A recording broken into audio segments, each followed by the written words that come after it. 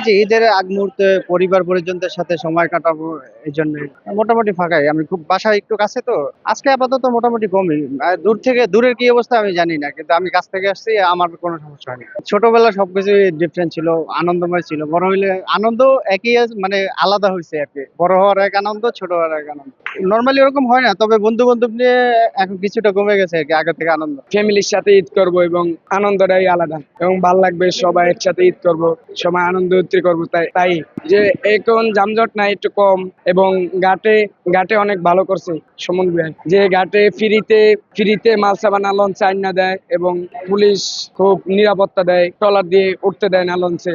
যে না এখন নাই, আগে চাঁদাবাজি চলতো, আমাদেরকে চাঁদাবাজি নিত, এখন নেয় না। ফ্যামিলির সাথে ঈদ করবো, ভালো লাগছে, মজা লাগছে। কষ্ট হইলো, কষ্ট ভালো লাগছে। এখন পল্টনতে কোনো টার্মিনাল কোনো লোক নেই, এই লোকগুলা নাই, ফালতু লোকগুলা নাই, ওগুলো পরিষ্কার। হ্যাঁ, এখন আনন্দ লাগে। যত পুরো ঈদের আনন্দটা থাকিয়ে যাবে। আমরা যাইতে আসি, গেল ঈদে গেছি, আবার এই ঈদে ভোলা চরপেশন যাচ্ছে।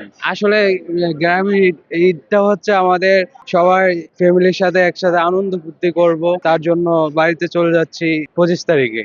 মানে অনুভূতিটা প্রকাশ করার মতো না, অনেক ভালো লাগতেছে।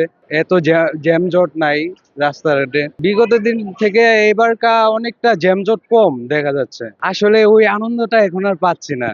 ছোটকালে যে একটা আনন্দ সবার সাথে করতাম, এখন আর ওইরকম আর পর্যায়ে নেই।